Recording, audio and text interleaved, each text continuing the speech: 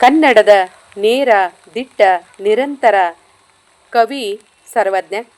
ಅಂತ ಸರ್ವಜ್ಞನವರ ಕೆಲವೊಂದಿಷ್ಟು ತ್ರಿಪದಿಗಳನ್ನು ವಾಚನ ಮಾಡ್ತಾ ವಿಶ್ಲೇಷಣೆಯನ್ನು ಮಾಡ್ತಾ ಇದ್ದೀನಿ. ಹಾಗಾದರೆ ಬನ್ನಿ ಆ ತ್ರಿಪದಿಗಳು ಹೇಗಿದ್ದಾವೆ ಅಂತ ನೋಡ್ತಾ ಹೋಗೋಣ.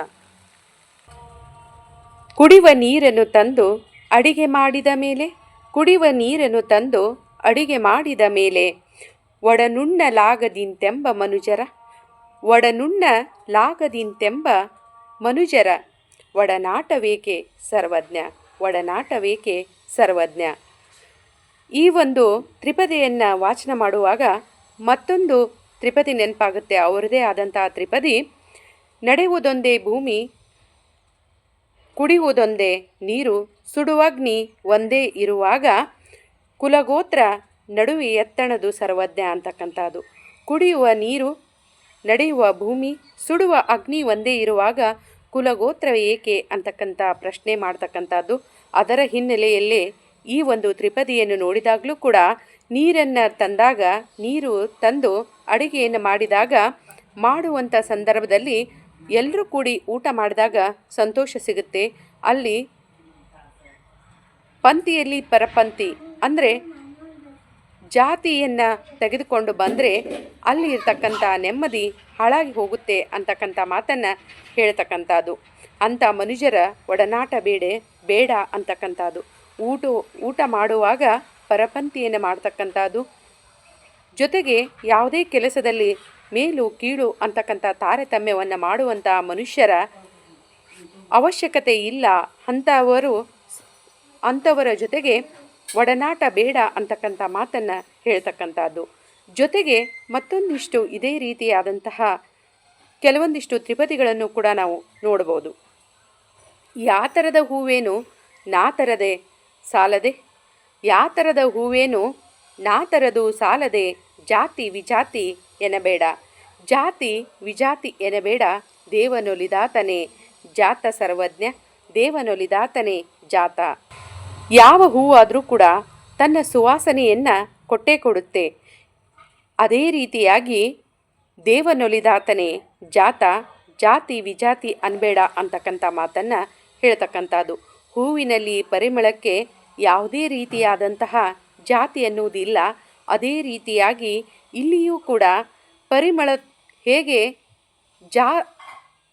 ಜಾತಿಯಿಂದ ಮುಕ್ತವಾಗಿರುತ್ತೋ ಅದೇ ರೀತಿಯಾಗಿ ಮನುಷ್ಯರು ಕೂಡ ಜಾತಿಯಿಂದ ಮುಕ್ತರಾಗಬೇಕು ಅಂತಕ್ಕಂಥ ಮಾತನ್ನು ಸರ್ವಜ್ಞ ಹೇಳ್ತಕ್ಕಂಥದ್ದು.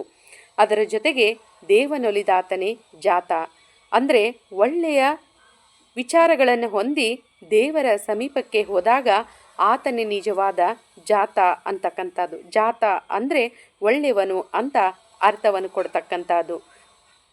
ಜೊತೆಗೆ ಮತ್ತೊಂದಿಷ್ಟು ವಿಚಾರಗಳನ್ನು ಇಲ್ಲೇ ಸರ್ವಜ್ಞ ಹೇಳ್ತಕ್ಕಂಥದ್ದನ್ನು ಕಾಣ್ತೀವಿ.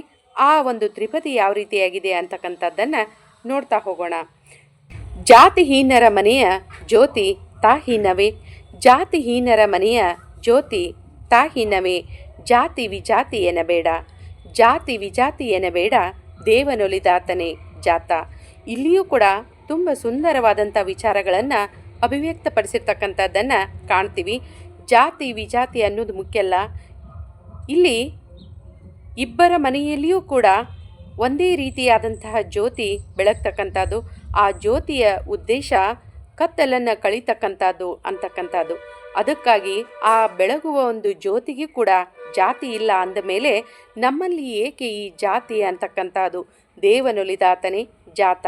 ಆ ದೇವರ ಒಂದು ಕೃಪೆಗೆ ಪಾತ್ರ ಯಾರಾಗ್ತಾರೋ ಅವರೇ ಜಾತರು ಅಂದರೆ ಒಳ್ಳೆಯವರು ಅಂತಕ್ಕಂಥ ಮಾತನ್ನು ಹೇಳ್ತಕ್ಕಂಥದ್ದು.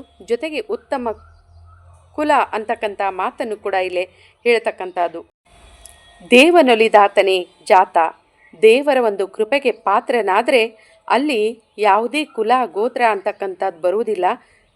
ಒಳ್ಳೆಯ ಸದ್ಗುಣಗಳ ಗಣಿಯಾಗಿ ದೇವರಿಗೆ ಹತ್ತಿರನಾದರೆ ಅವನೇ ಜಾತ ಅಂತಕ್ಕಂಥ ಮಾತನ್ನು ಸರ್ವಜ್ಞ ಹೇಳ್ತಕ್ಕಂಥದ್ದನ್ನು ಕಾಣ್ತೀವಿ. ಒಂದು ರೀತಿಯಾಗಿ ನೋಡ್ತಾ ಹೋದಾಗ ಎಷ್ಟೋ ಕವಿಗಳು ತುಂಬ ಸುಂದರವಾದಂಥ ಕೆಲವೊಂದಿಷ್ಟು ಉಕ್ತಿಗಳನ್ನು ಹೇಳ್ತಾ ಬಂದಿರತಕ್ಕಂಥದ್ದು. ಪಂಪ ಮನುಷ್ಯ ಜಾತಿ ತಾನೊಂದೇ ಕುಲಂ ಅಂತಕ್ಕಂಥ ಮಾತನ್ನು ಹೇಳಿರ್ತಕ್ಕಂಥದ್ದು. ಅದೇ ರೀತಿಯಾಗಿ ಆಧುನಿಕ ಕಾಲದಲ್ಲಿಯೂ ಕೂಡ ಸಾಕಷ್ಟು ಕುವೆಂಪು ಅವರು ವಿಶ್ವಮಾನವ ಸಂದೇಶವನ್ನು ಸಾರ್ತಕ್ಕಂಥದ್ದು. ಹೀಗೆ ಸಾಕಷ್ಟು ಕವಿಗಳು ಸಾಹಿತಿಗಳು ತಮ್ಮದೇ ಆದಂಥ ವಿಚಾರಗಳನ್ನು ಅಭಿವ್ಯಕ್ತಪಡಿಸಿದರೂ ಕೂಡ ಇಷ್ಟೊಂದು ನಾವು ಬದಲಾವಣೆಗಳನ್ನು ಹೊಂದುತ್ತಾ ಸಾಗಿದರೂ ಕೂಡ ನಮ್ಮ ಮನಸ್ಸುಗಳಲ್ಲಿ ಎಲ್ಲೋ ಜಾತಿ ವಿಜಾತಿ ಅನ್ನೋ ವಿಷ ಬೀಜ ಬಿತ್ತಿರ್ತಕ್ಕಂಥದ್ದನ್ನು ಕಾಣ್ತೀವಿ.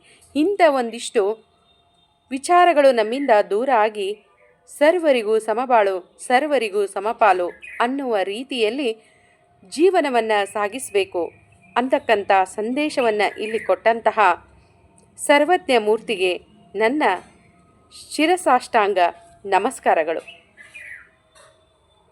ಇಲ್ಲಿಯವರೆಗೆ ಆಲಿಸಿದ ಎಲ್ಲ ಸಹೃದಯಿಗಳಿಗೆ, ಕನ್ನಡ ಮನಸ್ಸುಗಳಿಗೆ ಅನಂತ ಧನ್ಯವಾದಗಳು.